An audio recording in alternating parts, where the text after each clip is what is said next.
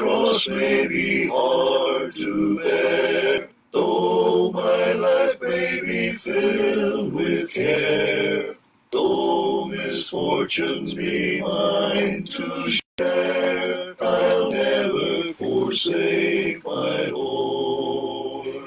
I'll never forsake the Savior. He has never forsaken me. Beneath his sheltering arm, I am safe from all harm. I'll never forsake my Lord.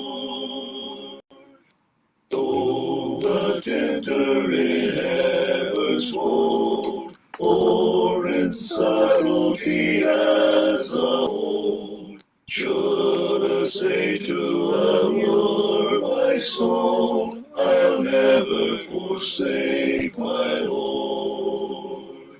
I'll never forsake the Savior. He has never forsaken me. Neath his sheltering arm, I am safe from all harm.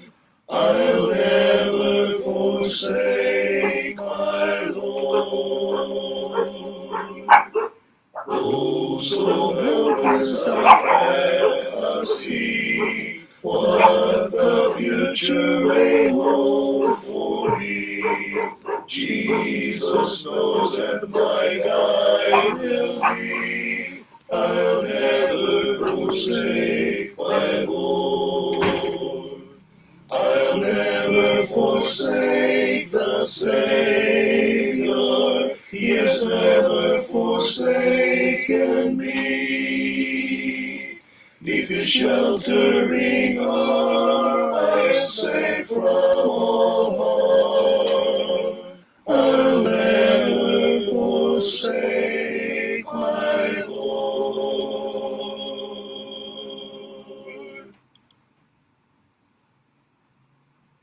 Zion's call sweetly rings over land and sea, bidding us look to realms above.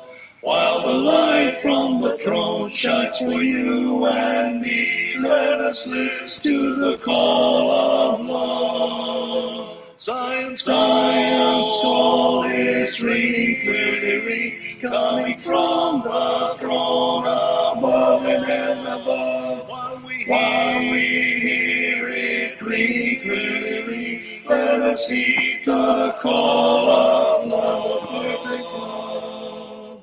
On the road to the goal, burdens we must bear, but we have help from realms above.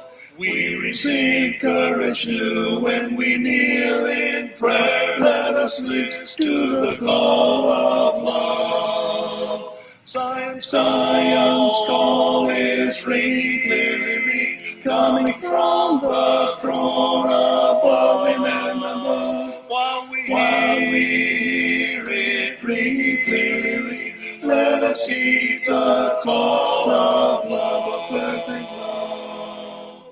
While we tarry below, there is work to do, and our strength cometh from above.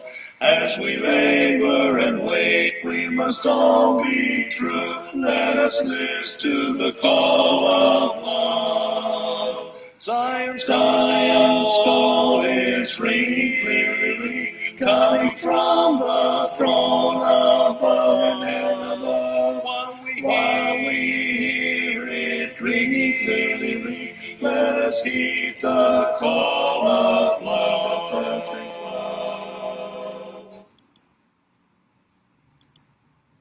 I'm not ashamed to own my Lord, or to defend his cause. Maintain the honor of his word, the glory of his cross. Jesus, my God, I know his name is all I trust. Nor will he put my soul to shame, nor let my hope be as his throne his promise stands, and he can well secure what I've committed to his hands till the decisive hour. Then will he own my worthless baby before his father's face, and in the new Jerusalem appoint for me a place. Magandang gabi mga kapatid. Tayo po ay magsisimula na po sa ating pag-aaral po sa gabing ito. At ang ating mensahe po ay tungkol po sa layunin ng pag-aasawa.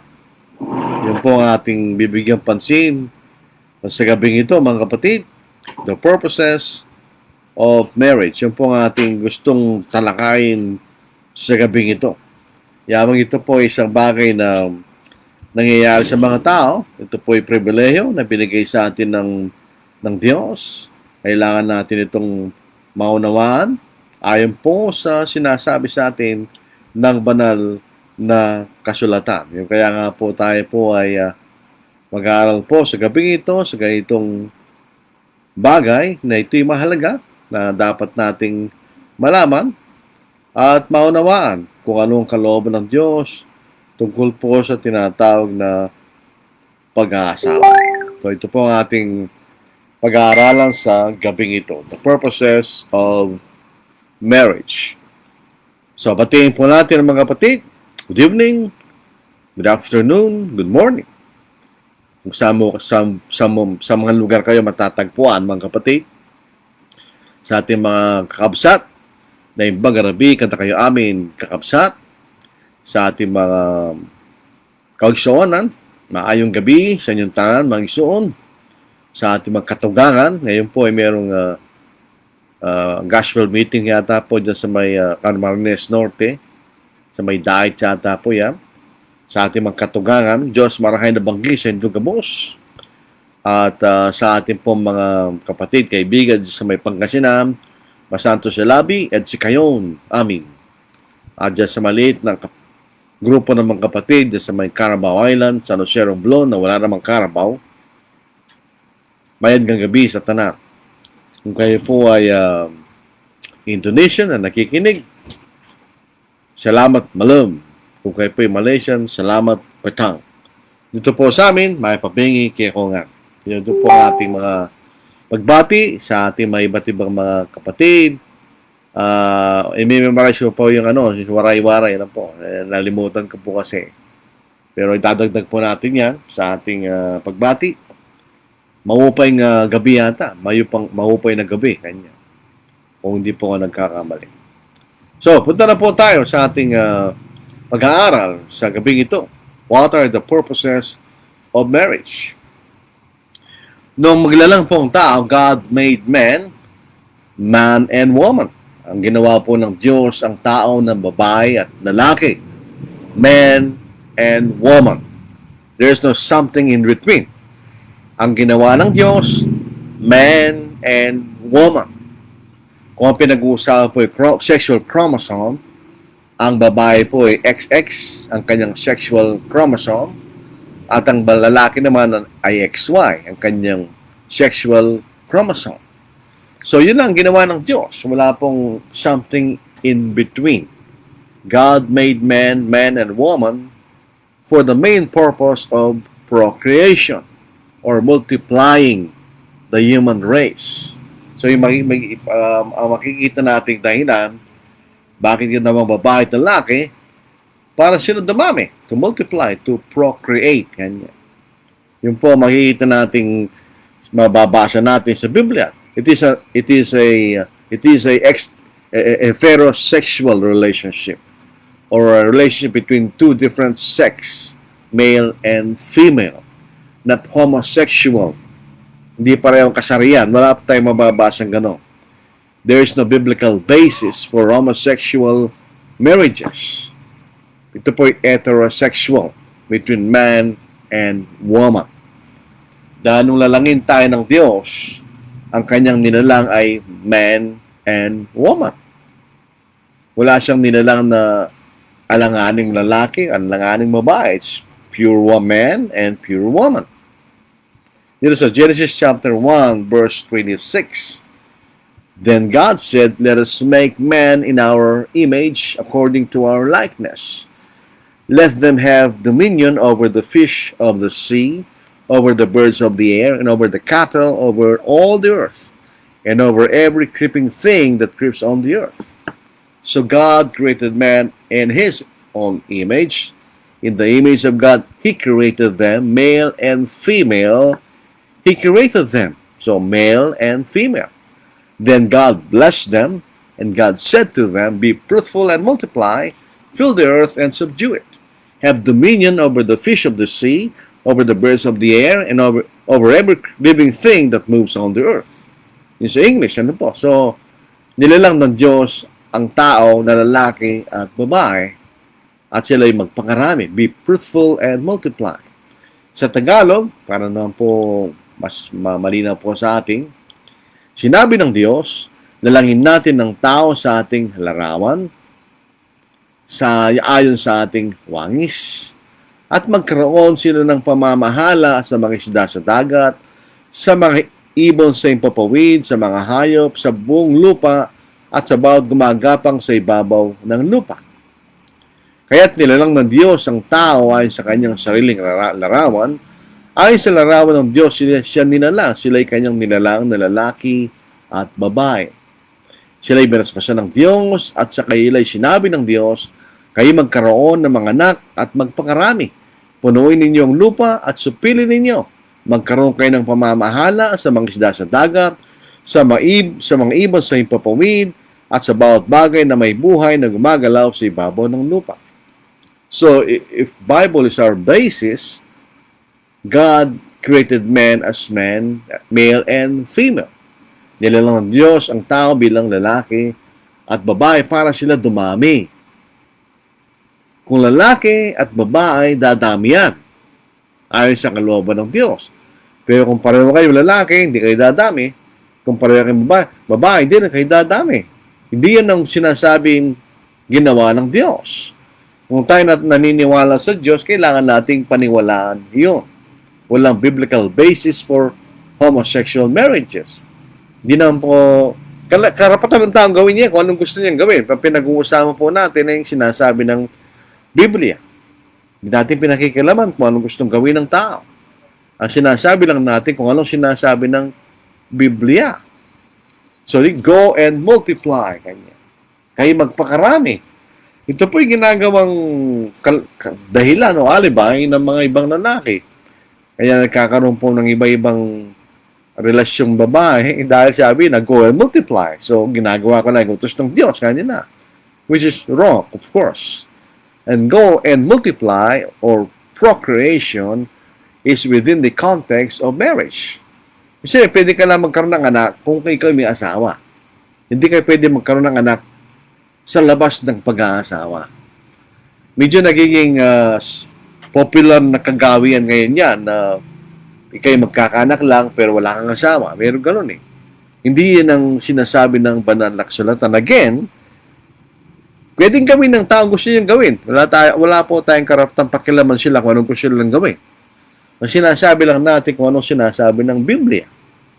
At yan ang gusto nating ituro upang makilala ng tao kung anong katotohanan na sinasabi ng Biblia. So, go and multiply o procreation is within the context of marriage.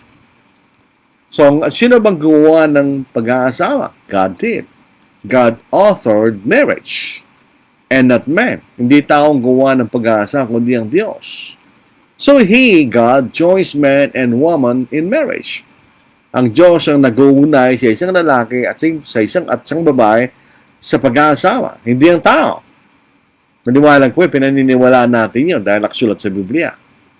Ang Diyos ang nag-uunay sa pagitan ng isang lalaki at isang babae para sila maging mag-asama. Ngayon, kung kailan sila pinag-uunay, that's another matter. Yun po isang pag-aaral. Dito po sa Matthew chapter 19 verse 4, hanggang verse 6. Itong ating mababasa. And he answered and said to them, have you not read that he who made them at the beginning made them male and female? And said, for this reason, a man shall leave his father and mother and be joined to his wife. Sabi, iwan ng lalaki kanyang ama at ina at magkikipisan sa kanyang asawang babae.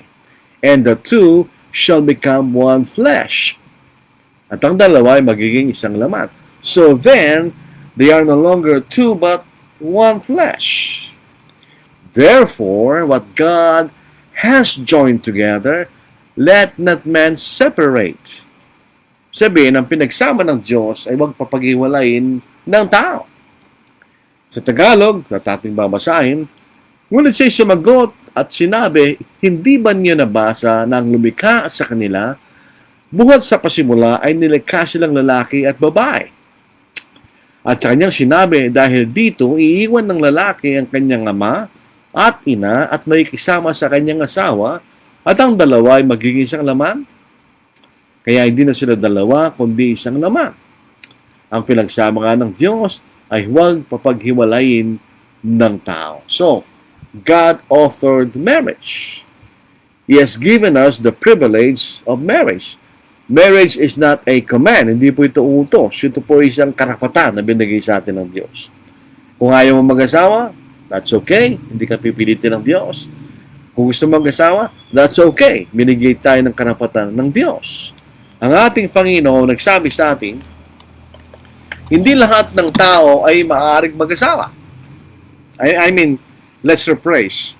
Hindi lahat ng tao ay mag-aasawa.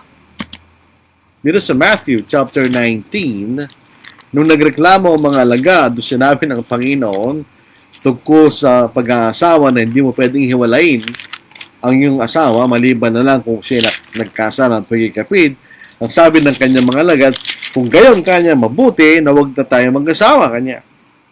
Sa verse 10 ng Matthew chapter 19, his disciples said to him, if such is the case of the man with his wife, it is better not to marry. Yun ang sabi nila. Kung hindi ko pala pwedeng hiwalin na aking asawa, ay huwag nang mag-asawa kanya. Dahil nakasanayan po ng mga Hudyo, dahil sa ilalim po ng kautusan ni Moises, pinayagan silang hiwalayin ng kailang mga asawa kung may makita silang anumang bagay na marumi kanya. So yun ang sinasabi. Mabuti huwag tayo mag-asawa. Sa verse 11, but he, the Lord, said to them, all cannot accept this saying, but only those to whom it has been given. In other words, sa mga taong kaya nilang tanggapin. For there are eunuchs. Yung eunuch po hindi nag-aasawa. A eunuch is a man who is not married. For there are eunuchs who were born thus from their mother's womb. May mga lalaki na hindi nag-aasawa sa pagkapanganak kanya. And there are eunuchs who were made eunuchs by men. Yung mga emasculated men. Inalis mo yung ari. And there are eunuchs who have made themselves eunuchs for the kingdom of heaven's sake. He was able to accept it, let him accept it. Si Pablo, isang halimbawa, no? Pinili niyang wag mag-asawa. Ang hindi pag-aasawa, hindi rin utos yan. Yun kung kaya mong gawin kanya. Huwag ka mag-asawa. So, hindi lahat ng mga tao ay nag-aasawa. For various reasons. Yung iba, ayaw nila mag-asawa. Yung iba talaga wala silang hilig na mag-asawa kahit pilitin mo pa sila. Pero normally, a man and a woman would like to marry someday. Yun ang makikita natin, yun ang normal way ang mga tao ay nag-aasawa. Some time ago, people said, oh, life is getting hard. Pero despite that, people still marry. Kahit po na mahirap ang buhay, nag-aasawa pa rin tao because that's a normal destiny of man. Normal ginagawa ng tao yan, that they will marry kanya. So, minsan, hindi alam ng tao kung anong layunin ng pag-aasawa. They go into marriage without knowing what marriage is, kung ano yung pag-aasawa. So, dito sa ating pag-aaral, we will study the purposes of marriage. Ano ang mga layunin ng pag-aasawa. Bakit binigyan tayo ng karapatan ng Diyos na mag-asawa? Yun ang gusto nating bigyan pansin. Number 1, procreation. Pro, with, creation. In other words, we are creating with God. Ang Diyos ang lumalang sa atin. So, a man and his wife will procreate. Ganyan. In other words, ganito makikita natin. Ang tao, man is composed of a spirit and a body animated by the soul. Ang tao po ay isang espiritu na nakatira sa isang katawan na ito'y binibigyan ng buhay ng kaluluwa niya. Yung espiritu ay galing sa Diyos. Ngayon, ang bahagi ng mag-asawa ay yung katawan nung kayo na magiging anak. Iyon ang bahagi nila at yung buhay ay binibigay rin ng Diyos yun. So the physical aspect, yan ang bahagi ng ginagawa ng lalaki at ng babae. Kaya they are procreating. They are creating with God. Ibig sabihin na. So procreation, ibig sabihin, for the propagation of the human race. Para dumami ang mga tao. Alam po natin, ang mga tao ay namamatay.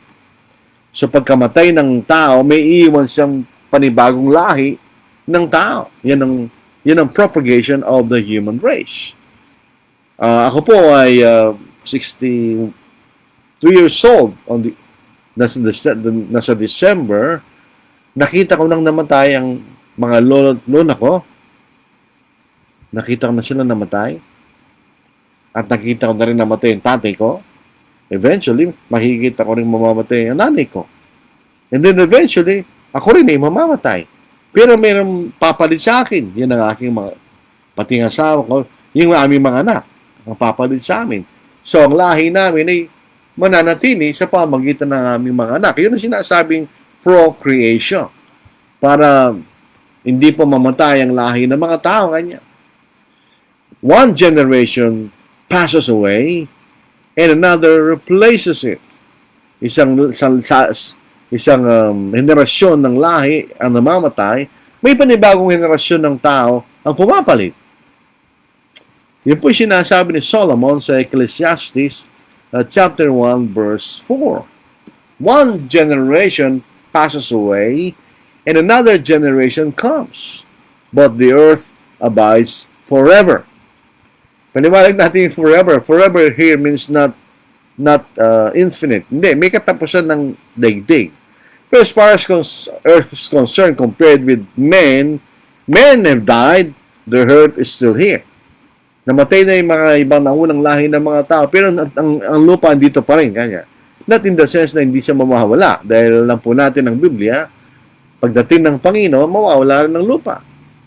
Sa ating wika, isang salin lahi ay umaalis o namamatay at dumarating ang isang salin lahi naman. Ngunit ang daigdig ay nananatili magpakailanman. So, main purpose of marriage is for the procreation of the human race. Para dumami ang mga tao within the context of marriage. So, hindi ka pwede magpangarami sa labas ng pag-aasawa. That's fornication. It is within the context of marriage. In other words,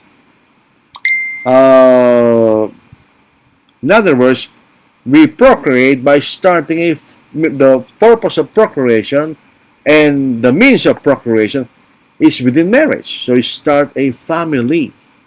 Hindi kayo magsisimula ng isang pamilya.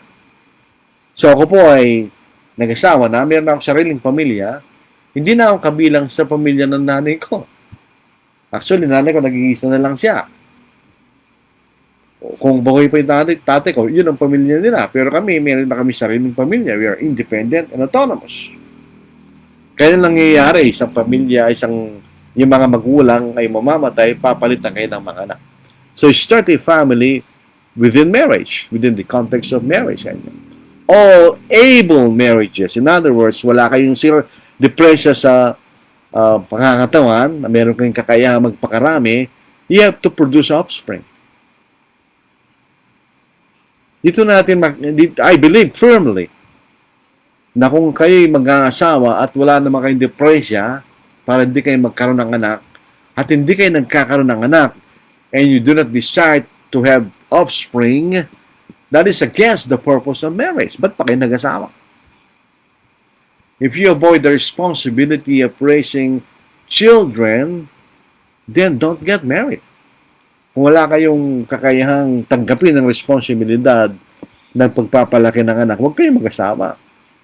Dahil yun ay isang responsibilidad ng pag-aasawa. You start an offspring. You start a family. You produce your offspring, yung mga anak. Dito po sa Psalm 127 verse 3 to verse 5. Behold, children are a heritage from the Lord. Ito'y galing sa Panginoon. Kanya. The fruit of the womb is a reward. So pag nagkaroon ka na lang, yun ay gantimpala kanya. Like the arrows in the hand of a warrior, so are the children of one's youth. So dito rin natin makikita ang isang trend ng mga tao sa panahon natin ngayon na sila'y nag-aasawa ng mas matanda. Pero sabi po rito ng Biblia, so are the children of one's youth.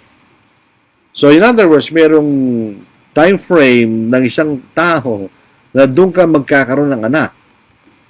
Pag ikay tumigta ka edad na, lalo sa babae, mas mahirapan sa mga anak. Happy is the man who is quiver full of them. They shall not be ashamed, but shall speak with their enemies in the gate. Sa Tagalog, narito mga anak ay pamanang sa Panginoon nagmula, ang bunga ng sinapupunan na isang gantimpala. Gaya ng mga palaso sa kamay ng mandirigma, ay mga anak sa panahon ng pagkabata. Pag tumatanda ka na, mawawala na yung kakayahan ng magkaroon ng anak. Kaya nga po si Abraham at si Sarah, Abraham 100 years old, si Sarah 90 years old, nung sila nagkaroon ng anak. Lampas na si Sarah sa kaugalian ng mga babae. So yun ay isang miracle. But under normal circumstance, nagkakaroon ka ng anak kung doon sa panahon na kayo mas bata pa. Maligayang lalaki ng kanyang lalagyan ng pana ay puno ng mga yon. Siya ay hindi mapapahiya kapag siya nakikipag-usap sa kanyang mga kaaway sa pituang bayan. Nasa upon a time, sa law of Moses, pag hindi ka nagkaroon ng anak, ng lalaki din nagkaroon ng anak, yun ay tinuturing na isang kahihiyang. Kaya yung kanyang pinakamalapit na kamag-anak na lalaki, ang papalit sa kanya para magkaroon siya ng anak sa kanyang asawa. Yun ang nakasulat sa kautusan ni Moises. Kaya nga po si Boaz, kinuha niya si Ruth na maging asawa niya dahil siya pinakamalapit na kamag-anak nung asawang namatay ni Ruth para magkaroon ng lahay ang asawa ni Ruth sa pamamagitan ni Boaz. So yun po ay isang pamana, sabi nito, heritage from the Lord. Ito ay isang gantimpala, reward, sabi ng awit na ito. Ano po? So, yun ang makikita natin. Dito sa pagkakataon na ito, may mga babae, ayaw nila magkaanak for various reasons. Sabi niya, masisira ang katawan ko. May mga gano'n, o mga nag-aasawa. O meron talaga ayaw mag-asawa. They are afraid to bear children. Sakit mga anak kanila. Alam naman natin yun eh. Mula pa nung lalaki siya ay matanda, alam naman natin yun eh. Nang panganganak ay masakit, mahirap. Pero yan para ng Diyos. Meron po namamatay sa panganganak, but they are not the majority. Majority na nanganganak ay nagsusurvive. Di ba? Napagkat yun ang kalakaran ng kalikasan. So, isipin po natin ang sinabing ito sa 1 Timothy chapter 2 verse 15. As far as the wife or the woman is concerned, God gave the role to the woman to bear children. Ang mga babae ay ang binigyan ng gawain ng Diyos na mga anak, hindi lalaki. And if she does that role along with the other requirements of faith, she will be saved. So, opposite to that, kung ayaw mag-asawa ng babaeng may asawa, ayaw mga anak ng babaeng may asawa, hindi siya maniligtas. Dahil tinatanggihan niya ang isang gawain na binigay sa kanya ng Diyos bilang asawang babaeng may asawa. Kung ang pag-uusapan po natin ay banal sulatan, may nagsasabing kung ayaw nila mag-asawa, okay lang yung kanila. Hindi okay yun. Kung ayaw mag-asawa, magkaanak, huwag ka mag-asawa. Hindi yan, wala ka doon sa karapatan na yun. Sabi kasi rito, sa 1 Timothy chapter 2 verse 15. No, ako'y bagong Kristiyano, pakala ko, pag nga sa ang Kristiyano babae, mga anak, hindi siya mamamatay. Pag binabasa ko itong talatang ito. Later on, sa aking pakikinig, sa ibang mga mangaral, sa aking sariling pag-aaral, hindi na sinasabi niya. Ang sinasabi nitong, nevertheless you will be saved spiritually, sinasabi niya. In childbearing, if they continue in faith, love, and holiness with self-control.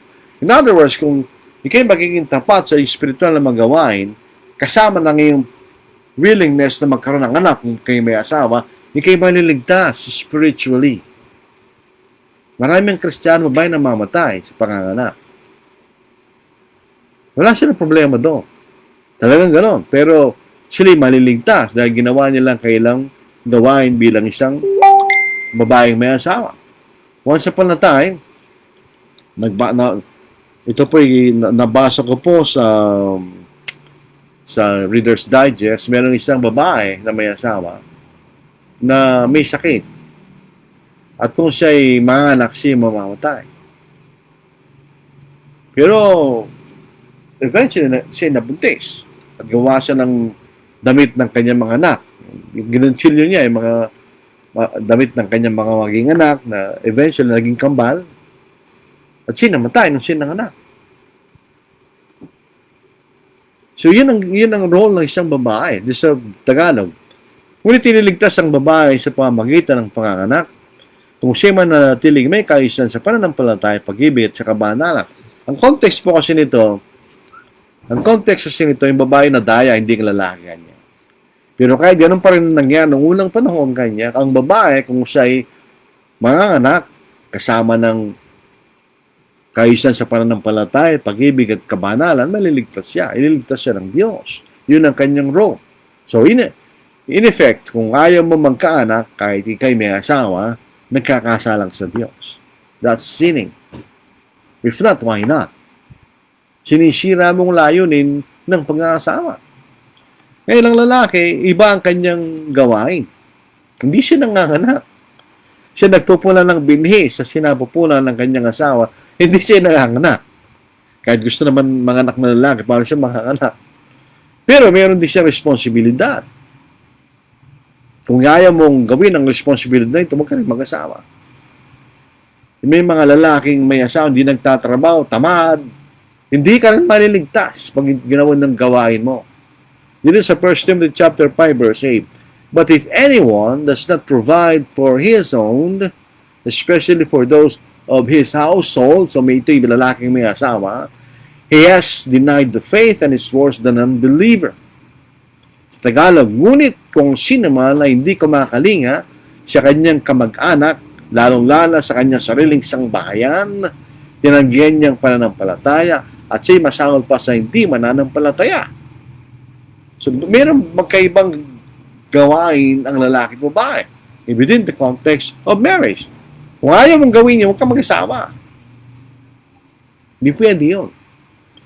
Pangalawang layunin po ng pag-aasawa is companionship o pagkakaroon ng kasama.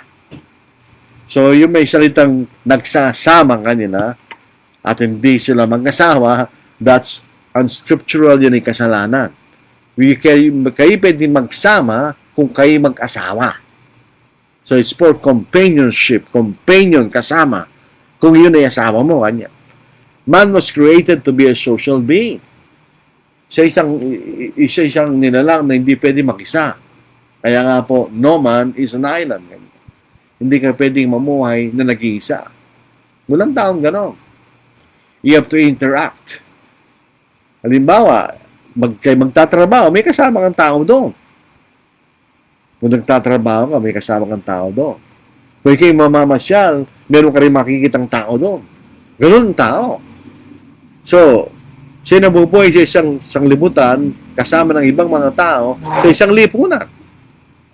Lahat ng tao, gano'n, may tribo, may bansa, may mga, halimbawa, may mga grupo ng mga tao.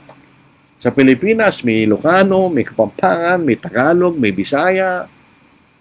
Ganun talaga yung tao. Pag pare-pareho sila ng wika, nagsasama sila. Dahil ang tao po ay gano'n. Nilalang sila ng Diyos ng gano'n. So, nung lalangin ng Diyos ang tao, naunang nilalang ang lalaki. Basahin natin. When God saw that man was alone, He made him a companion comparable to him. So, nung Diyos nakita niyang lalaki nag-iisa, ginawan siya ng kasama na katulad niya. Kanya. Sa Old King James, help meets. Kanya. Help meets. Dito sa Genesis 2:18 sa English, and the Lord God said, it is not good that man should be alone. I will make him a helper comparable to him. Doon sa Old King James, help meet. Out of the ground, the Lord God formed every beast of the field and every bird of the air, and brought them to Adam to see what he would call them. And whatever Adam called its living creature, that was its name. And Adam gave names to all cattle, to the birds of the air, and to every beast of the field. But for Adam, there was not found a helper comparable to him. So, gumawa siya ng babae. Ginawa niya yung babae para sa lalaki. Kanya. Dito sa Tagalog. At sinabi ng Panginoon, hindi mabuti ng lalaki nag-iisa. Siya'y gagawa ko ng isang katuwang na nababagay sa kanya. Kaya't mula sa lupa, ay nilalang ng Panginoon Diyos ang lahat ng hayop sa parang, at ang lahat ng ibon sa ipapawid, at dinala sa lalaki pang malaman kung anong itatawag niya sa mga iyon. At ano man ang itawag ng lalaki sa bawat buhay na nilalang, ay siyang pangalan nito. At tinangalanan ng lalaking lahat ng hayop at mga ibon sa ipapawid, at ang bawat hayop sa parang, subalit para sa lalaki, ay wala nakitang katuwang na nababagay para sa kanya. Kaya, pinatulog ng Diyos si Adam, kinuha niya nga siyang tagyang at siya nang ginawang babae. At tinawag na woman dahil galing siya sa lalaki. Yun ang una. After that, lahat ng mga tao galing lahat siya sa kanilang mga nanay. Pero pinagalingan ng babae ay hindi babae, kundi si Adam. Ginawa isang tadyang ni Adam, pinatulog siya at ginawa ng Diyos na babae yun.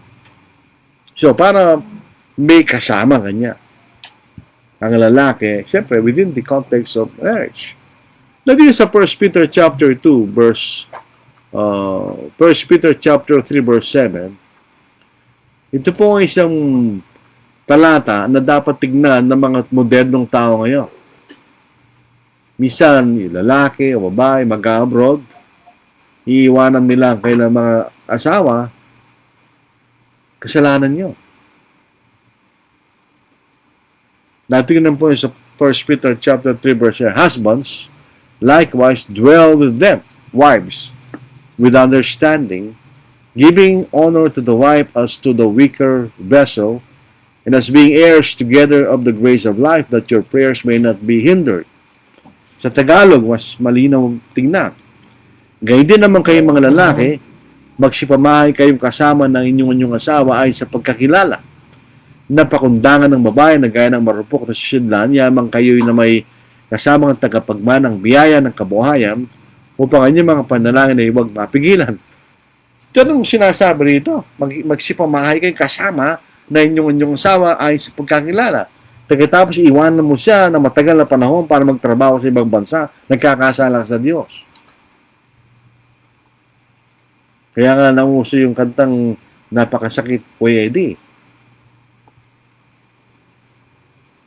Ginagawa na modernong tao yan. Kung Kristiyano, huwag mong gawin yan. Merong social cost yung ganyan. Hindi design ng Diyos yun. Ang design ng Diyos, kayo magsama sa isang bahay. Kung kayo mag-asawa, yun sinasabi ng Diyos. Kasi, ano yan companionship kanya. Kung kayo mag-abroad, sama mo yung asawa mo. O yung pamilya mo. If it is possible. Once upon a time, yung isang kapatid namin nag-abroad sa Saudi.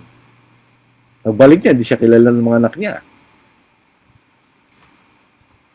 Kasi hindi siya nakita habang sila lumalaki. So, nag-decide siya magtrabaho sa Pilipinas. Eventually, dahil hindi maganda yung trabaho na yon, nagbalik siya sa abroad. Pero sabi niya sa boss niya dati, bumalik siya doon sa dating kumpanya, isasama ko ang aking pamilya kanya. Sinama niya. At sila, nagtumira sila sa Jeddah at mayroong iglesia doon. Nagkaroon sila ng congregation doon. Spiritually, masama yun dahil pupunta ka sa lugar na walang pagsamba. Ano yung kaluluwa mo? Yun po ang mga dapat nating isipin pagka ginagawa natin mga bagay na yan. Dahil sinasabi rito, magsipamahay kayo kasama ng inyong kasama kanya. So, yung isang dahilan, companionship. Kaya nga po, nakikita natin sa mga namamatay ng asawa. Pag babae ang namatay ng asawa, hindi na nag-aasawa yan usually. Sa ating kulturang Pilipino. Ako marami na ako nakita na nabiyuda, hindi na sila nag-aasawa. Pero baliktarin mo yon, baliktad naman. Pagka lalaki nabiyuda, nag-aasawa sila. Siguro yan ang nature niya, hindi siya pwedeng mamuhay na nag-iisa kanya. Nakita yun ng Diyos, kaya nilalang niya yung babae na maging asawa niya. Tapos, sexual gratification. Human nature yan. Lahat po ng mga bagay na kailangan natin gawin para tayo mabuhay ay mayroong corresponding desire. Halimbawa, kailangan tayong kumain. So, meron tayong desire na kumain. Kaya nga po pagka ang tao ayaw nang kumain, mamamatay. Kailangan tayong magpahinga. So, meron tayong desire na matulog at magpahinga. Di ba? Pag meron kang pangangailangan, meron corresponding desire. Na nilagyan tayo ng obligasyon ng Diyos na magparami. So, nilagyan tayo ng sexual desire. Dahil kung hindi, siya na mag-aasama. So, nilagay niya doon yung karapatan na yon. Yung tinatawag sexual gratification kanya. Dito sa 1 Corinthians chapter 7, si Pablo, sabi niya, dahil po nga po doon sa sinasabing distress na kasalukuyang panahon na yon, na hindi sinabi kung ano, it is better for a man not to touch a woman. Kanya. In other words, maganda magkamang-asawa sa isang lalaki. Pero sabi pa rin niya, sa 1 Corinthians chapter 7, verse 2 to 3, at lundag tayo sa verse 5, nevertheless, so ibig sabihin doon sa verse 1, it's better for a man not to touch a woman, nevertheless, because of sexual immorality, let each man have his own wife. Ito natin makikita, sa Old Testament, pinayagan ng Diyos ang isang lalaki na magkaroon ng higit sa isang asawa. Bawal lang yung maging huli mong asawa, may asawa na. Pero kung dalaga, okay lang yung marami. Pero paano natin malalaman na inalis ng Diyos yun? Sa talatang ito, let each man have his own wife. Singular. Isa lang. And let each woman have her own husband. Isa rin. Let the husband render to his wife the affection due her, and likewise, also the wife to her husband. Ito yung tungkol doon sa relasyon nila bilang mag-asawa. Do not deprive one another. Kanya. So, ayaw na babae yung bagay, huwag ka rin mag-asawa. Kasama kasi yan sa pag-aasawa. Sa verse 2 ng Tagalog, subalit dahil sa mga nangyayaring pagkikapid, ang bawat lalaki magkaroon ng kanyang sariling asawa at babae magkaroon ng kanyang sariling asawa. Dapat ibigay ng lalaki sa asawang karapatan nito, ngayon din ng babae sa kanyang asawa kanya. Yun ay utos ng Diyos. Huwag pagkaita ng isa't isa. Yun ay magiging susi na magkakasala ka ng pagkikapid. Kasi binigyan tayo ng sexual desire ng Diyos na para magawa natin yan sa loob ng relasyon ng pag-aasawa. Dito po sa Proverbs chapter 5:18 to 19, sa isang matalinagang paraan, let your fountain be blessed and rejoice with the wife of your youth. Kasi ninyo, wife of your youth, kanya. As a loving deer and a graceful doe, ang deer ay lalaki, ang doe o babae, let her breast satisfy you at all times, and always be enraptured with her love. Walang bastos dyan. Hindi naman nakita ng Diyos na bastos yan. Yan ibinigay ng Diyos sa tao. So, yun just sexual gratification sa loob po ng pag-aasawa. Yun po isang purpose ng pag-aasawa. Pero yun po, ano lang yan, yung sexual gratification, yun po ay outcome ng pagiging mag-asawa. Dahil kayo po ay magpaparami, yun ang paraan. So, hindi po lahat ng ginagawa ng mag-asawa bilang mag-asawa ay dapat sila magkaroon ng anak. Yun po ang isang doktrina ng isang relihiyon. Ano po? Sabi niya, there is a doctrine that birth control are sinful because the purpose of sex within marriage is just for procreation. Ito po ay nakakatawa. Paano mo malalaman na pag ginawa niyo yung ginagawa ng mag-asawa, magkakanak ka? Paano kung ginawa, hindi kayo nagkanak, hindi nagkasala kayo? Kalokohan ng doktrina ito eh. That's a false doctrine. Sex was created primarily for procreation, but also for sexual enjoyment within the context of marriage. Yan po ang nagpapatali sa mag-asawa. Yan po ang bagay na wala sa ibang relasyon. Pagkaibigan mo, wala namang ganyan. Pag kayo wala rin gano'n. Sa pagitan lang po ng mag-asawa yan. Babasahin po natin kompleto in 1 Corinthians chapter 7. Ano po? Verse 2, nevertheless, because of sexual immorality, let each man have his own wife, and let each woman have her own husband. Let the husband render to his wife the affection due her, and the woman likewise to her own husband. The wife doesn't have the authority over her own body, but the husband does. And likewise, the husband doesn't have authority over his own body, but the wife does. Do not deprive one another except with consent for a time, that you may give yourselves to fasting and prayer, and come together again so that Satan doesn't tempt you because of your lack of self-control. So, hindi totoo po yun. Kasama po sa pag-aasawa yung sexual gratification. Kaya kung ayaw niyo magkaroon ng anak dahil mayroon na kayong mga anak, you can practice birth control. Hindi kasalanan yun. Mas kasalanan, dumami ng anak, hindi naman ng kayang pakainin o ibigay kailang pangailan. Kasalanan yun. So you have to use your wisdom kung ilan ang maging anak nyo. Hindi anak kayo ng anak, tapos hindi naman nyo kayang palaki, kasalanan nyo. If you choose responsibility, be sure na kaya nyong gawin. Meron pa rin doktrina na pinagbabawal ng pag-aasawa. Mali din yun. Ito po, sa 1 Timothy 4:1, tingnan ninyo. Sino bang nagsabi noon? Hindi ang Diyos.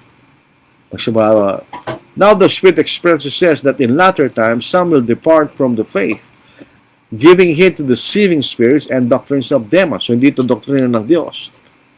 Speaking lies in hypocrisy, having their own conscience seared with a hot iron, forbidding to marry, and commanding to abstain from foods which God created to be received with thanksgiving by those who believe and know the truth. For every creature of God is good, and nothing is to be refused, if it is received with thanksgiving, for it is sanctified by the word of God and prayer. So, pinagbabawal ang pag-aasawa. Hindi po pinagbabawal ang pag-aasawa. Wala pong ano. So, ang main purposes, procreation, companionship, and sexual gratification, and mababasa natin sa Biblia. And marriage is a lifelong commitment habang kayo buhay. Sa Matthew 19 verse 5, and said, for this reason a man shall leave his father and mother to be joined to his wife, and the two shall become one flesh. Sila'y maging isang laman. Ano yung joined? Ano yung salitang joined? Sa salitang Grego, yung joined primarily to glue or cement together. Kayo po i-glue, ididikit permanently yan. Then generally to unite, to join firmly yan. Pagka pinadikit mo yung kahoy, hindi mo na siya pwedeng paghiwalayin. Yun ang ibig sabihin ng join. Kaya po yung magkakaroon ng isang relasyon habang kayo buhay, kanya. So, bago tayo pumasok sa ganung bagay, mag-isip tayo mabuti. Kung tayo ba'y handa na ganapin yung hindi lamang yung primarily responsibilidad ng relasyon na yun. Hindi po sinabi ng Diyos ang edad ng pag-aasawa. Wala tayong mabasa. Yung salitang 18 years old, ginawa lang ng gobyerno yun. Hindi yung ginawa ng Diyos. Wala siyang sinasabing edad. Ibig sabihin, sinabi ng Diyos sa atin ang prinsipyo ng layunin ng pag-aasawa. So, kung kaya mong gawin mo. Pero, isipin mo mabuti, are you emotionally, financially, spiritually prepared sa ganong klaseng relationship? At hindi po automatic yan. Na katulad ng instant coffee, instant everything, hindi po instant yan. Ito po, sinasabi ko ito in a manner of speaking. In other words, figuratively. Ito yung tinatawag natin hyperbole. Marriage is 99% work and 1% pleasure. Hindi yung literal. Pero ibig sabihin, yung babae, lalaki need to work to make it work. Yung ibig sabihin, no? So it's a responsibility within the privilege. Lahat po ng karapatang binigay sa atin ng Diyos ay may responsibilidad. Yun ang sinasabi sa Biblia. So, yun po ang ating pag-aaral po sa gabing ito. So, ang primary purpose po natin dito ay sirain yung kaisipan na okay lang na kayo mag-asawa, hindi magkaanak. Hindi balik kung bahug yung isa. Walang problema yun, wala tayong magagawa doon.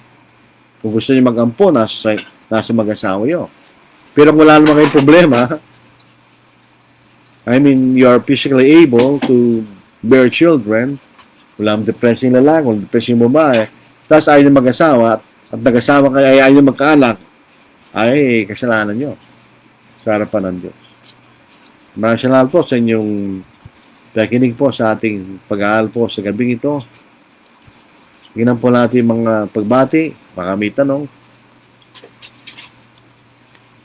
Jingle Layer. Good evening, sabi niya. Oljan Ocampo, ito'y taga Dubai.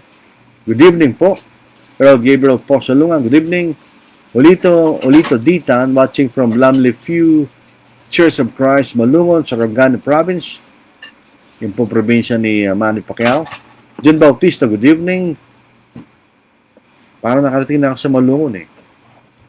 Ibanya Senior Sani, good evening, brethren in Christ Jesus, our Lord and Redeemer. Jimmy Lacambra, gandang gabi po. Joel Hilario, na ibang ngarabi, kada kay amin, kakabsat. Ano ito? Ay Ilocano po yun. Magandang gabi sa inyong lahat, mga kapatid, ganyan. Jason Nagbuya, magandang gabi po. Roy Babes Kapili, pinagpalang pakikinig, mga kapatid. Bilbar J. Mark, magandang gabi po. Yung mga tanong-tanong na ito eh. Tapos si Charles Ryan, good evening. Taga Singapore po yan. Si Jimmy Lacambra, kapatid na Lacambra, good evening po. Ang tanong ko po ay pag hindi ba nagkakanak ng asawa, hindi ba nababaliwala ang purpose ng pag-aasawa? Opo, depende yun kung wala naman silang depresya. Kung minsan naman, for some reason, wala naman silang depression, pero hindi sila nagkakaanak. Hindi lang kasalanan yun. Try sila eh. Kaya lang, hindi sila binibiyaan ng mga anak. Hindi sila nagkakasana. Kasi gusto naman nila magkaroon ng anak. Kaya lang, hindi nga sinuswerteng magkaroon ng anak. Kasi pansinin po nyo ang probability ng pagkakaroon ng anak. Napakaliit lang. Unang-una, kailangan tiyempuan mo yung asawa mo na nag-ovulate bago kayo magkaroon ng anak. Paano kung di mo na-tiyempuan? So, napakaliit lang. Kaya kung siguro iba, hindi na na-tiyempuan, hindi sila nakakaanak. So, hindi po kasalanan yun. Pero kung yung intentional, wala kayong problema, Alam niyo malaking problema. Ayaw niyo magkaroon ng anak. In other words, wala talaga yung desire. Ay, kasalanan po yan. Ito, magandang tanong din. Paano po yung matatanda na nagmaasawa dahil man nilang, okay lang yun. Alam naman ng Diyos nila kayo magkakaroon ng anak. Ngayon ito nag-uusapan na ito. Tingnan ninyo, yung salitang ginagamit ay youth. Kaya, pag andun pa kayo sa edad na pwede pa kayo magkaroon ng anak. Pero kung matanda na kayo, pwede naman kayo mag-asawa, kaya hindi na kayo magkaanak. Wala na yung isa kasi imposible na yun eh. Maniba lang kung kayo sina Abraham at saka si Sarah, milagro naman yun, hindi po natural yun. Si Isaac ay anak ng pangako kanya eh. Hindi siya anak ng laman. Si Ismael ang anak sa laman, pero si Isaac ay hindi. Siya anak ng pangako kanya. Hindi po kasalanan yun. Kaya nga, kailangan tayong, kasi kung matanda na, kahit gusto pa magkaanak doon, wala na pag-asa yun. Hindi man pinagbabawal ang may edad na mag-asawa. Wala namang po problema yun. Parang meron akong nakita tanong dito eh. Brother Lito yata, o hindi, bumati lang pala si Brother Lito Nakalani. Good evening po, Brother Lord. Sa lahat ng listener po ng programa po niyo, Brother Lord. Salamat, Brother Lito. Wala lang tanong. Yun po, pumasok kayo sa magulo nga nila eh. Hindi naman magulo. Pag pumasok ka dyan, ihanda mo yung sarili mo. Sa lahat ng sinasabi ng Biblia tungkol sa bagay ng pag-asa. May mga kapatid na hindi nagkakanak. For some reason, hindi sila nagkakasala. Gusto nila yung mag-anak, hindi sila nagkakanak. Pero kung meron kayong ayaw nyo, ayun ang problema. Bakit ayaw nyo magkaroon ng anak?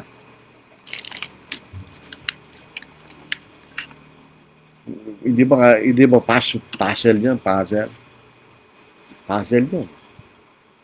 Bakit bata pa kayo, meron kayong kakaya magkaroon ng anak, ayaw niya magkaanak. Isipin po natin yan, ba't kayo papasok sa ganung relasyon na galing sa Diyos? Na alam natin ang lahi, lalo kung Kristiyano tayo, tapos ayaw nating gawin yung responsibilidad na yan. Isipin natin mabuti. Ngayon kakasala tayo sa Diyos. Pag ganun. Hindi ni sinasabi, magkanak kayo kagad. Hindi naman. Nasa mga mag-asawa yun. Kasi ba, may binabayad pa silang utang o no. Pero kailangan kayo magkanak within doon sa pagsasama niyo bilang mga asawa. Yun po ang ating mababasa sa Biblia. Maliba lang po. Ito may tanong pa. Paano po yung live-in lang po, di sila kasal? Pero Kristiyano po kasalanan. O po kasalanan nyo. Ang live-in, hindi kayo mag-asawa. Nagsasama lang kayo. Ay yung mag-asawa yan. Meron silang ginawa para silang maging mag-asawa. Yung live-in, nagsama lang yan. Basta nagsama lang. Hindi po pwede yun. Wala po tayong mabasa ganun sa Biblia. Basta nagsama lang kayo o magsama na kayo. Hindi pwede yun. Yung relasyon na ito ay pinoproteksyonan ng Diyos. Kaya yun po isang pag-aaral natin, pag-iyan tayo ng pagkakataon ng Diyos. Pwede natin pag-aralan. Pero definitely yung live-in, kasalanan, fornication po ang tawag doon. I will sing the wondrous story of the Christ who died for me. How he left his home in glory for the cross of Calvary. Yes, I'll sing the wondrous story of the Christ who died for me. Sing it with the saints in glory, gathered by the crystal sea. I was lost, but Jesus found me, found the sheep that went astray. Through his love arms around me, drew me back into his way. Yes, I'll sing the wondrous story of the Christ who died for me. Sing it with the saints in glory, gathered by the crystal sea. I was bruised, but Jesus healed me. Faint was I from many a fall. Sight was gone and fears possessed me, but he freed me from them all. Yes, I'll sing the wondrous story of the Christ who died for me. Sing it with the saints in glory, gathered by the crystal sea. Days of darkness still come o'er me, sorrow's paths I often tread, but the Savior still is with me, by his hand I'm safely led. Yes, I'll sing the wondrous story of the Christ who died for me. Sing it with the saints in glory, gathered by the crystal sea. He will keep me till the river rolls its waters at my feet. Then he'll bear me safely over where the loved ones I shall be. Yes, I'll sing the wondrous story of the Christ who died for me. Sing it with the saints in glory, gathered by the crystal sea.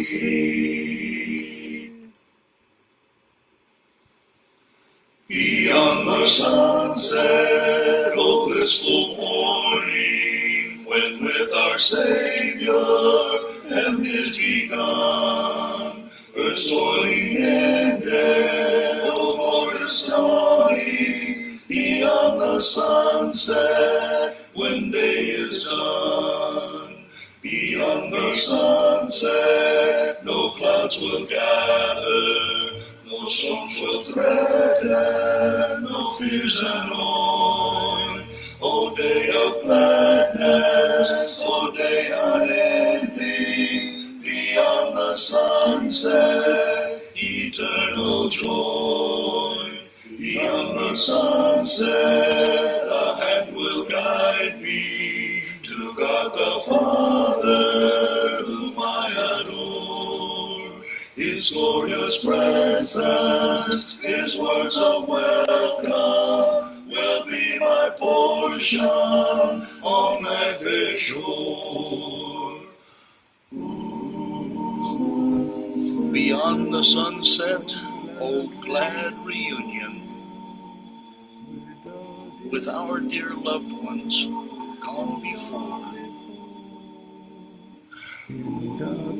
In that fair homeland, we'll know no parting. Beyond the sunset, forevermore.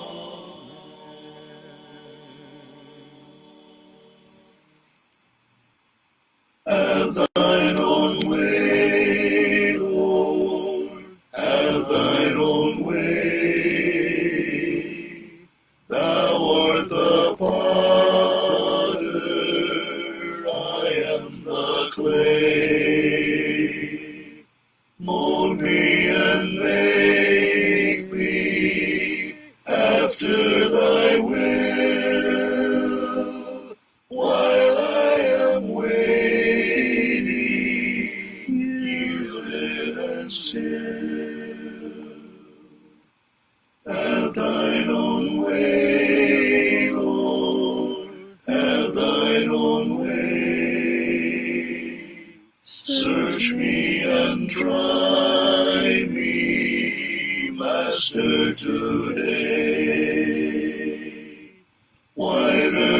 snow, Lord, wash me just now,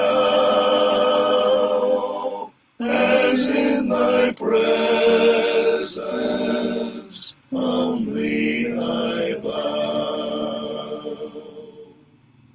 Have thine own way, Lord, have thine own way. Wounded and weary, help me, I pray. Power, all power, surely is thine. Touch me and heal me, Savior divine. Have thine own way, Lord, have thine own way. Hold o'er my being absolute sway. Fill with thy spirit, till all shall see Christ only, always living in me.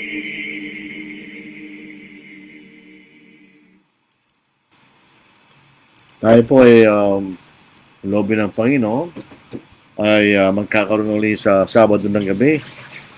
At ang ating pag-aaral po ay 3 kabanata ng unang sulat po ni Pablo sa mga taga-Korinto.